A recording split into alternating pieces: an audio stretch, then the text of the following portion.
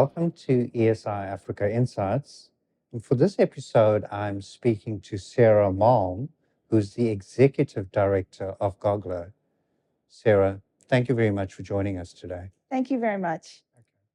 Now, can you tell me what has been most surprising, encouraging, or otherwise lesson that GOGLA's latest data on the off-grid sector in Africa, what has it taught you? So I'd like to focus on the investment data. And GOGLA has been working with companies that sell and invest in the off-grid sector. And one of the things that we do is track financial performance. And it's not great news in the fact that we're really off track to reach the Sustainable Development Goals for 2030 in energy access. And the off-grid sector plays such an essential role.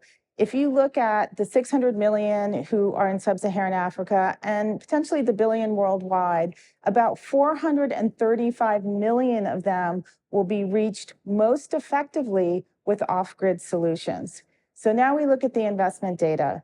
And last year, we were at about 1/7 of what is needed annually. We need 3 billion annually invested in the off-grid sector to help us reach these goals by 2030.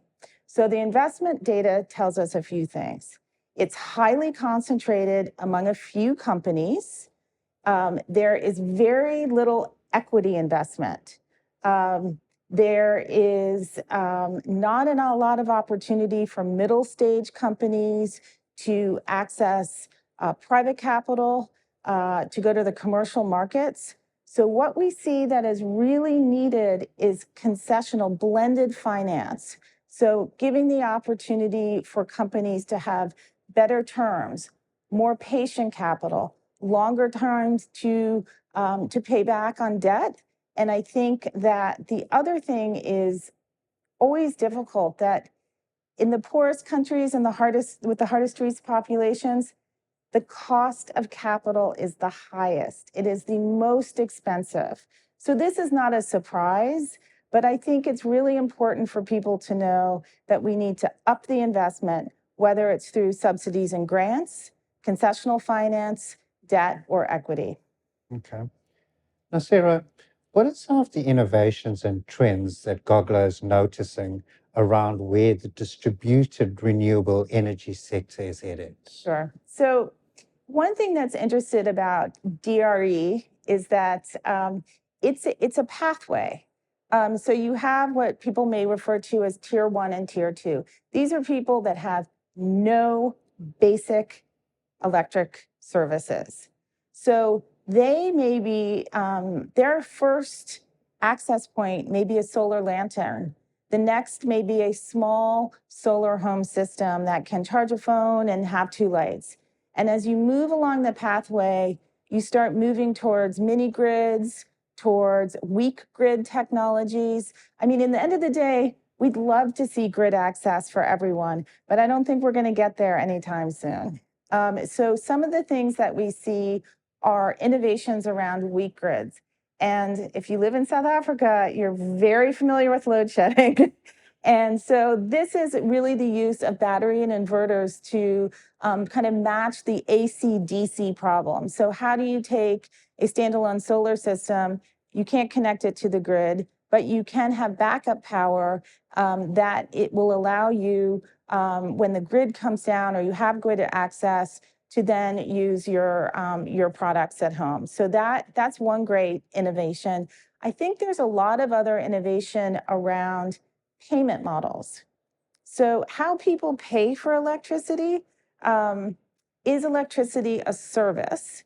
Do you pay for a system? So let's say you go out and you buy a solar home system and you pay for it over time versus paying for the service of electricity. These are innovations and they're making it more cost effective to the end user. And then I just want to mention one more thing as an innovation, and that's around consumer protection. So when you live in a world that's got big utilities that are highly regulated, they come with an element of consumer protection. In the off-grid sector, we are working really hard at GOGLA and with our members to make sure that the consumer is protected. They're protected if a business fails. They are protected if a distributor is unable to meet their needs. So we are really taking consumer protection very seriously. So these are innovations in how we deliver the products and the services that are provided through the off-grid sector. And it's a very interesting point that you make there, Sarah. One final question. Why are off-grid solar products and services so particularly suited to the needs of hard-to-reach communities? It's such an important question. As I mentioned earlier, we'd love to see a stable grid out to every single community, but that hasn't happened. And so in the hardest to reach populations, a solar lantern, as we said, it may not be counted as, official energy access to some, but it is a life-changing product. So if you look at the needs of communities that have no access or very little access, these systems are cost-effective, they are in the market and highly deployed, they're easy to deploy, and we already have the supply chains and the system set up to deliver. So they are ready, they're affordable, and they are affordable and cost-effective, meaning, mini grids will serve many communities very, very well. But sometimes the cost of the electricity is out of range for a community.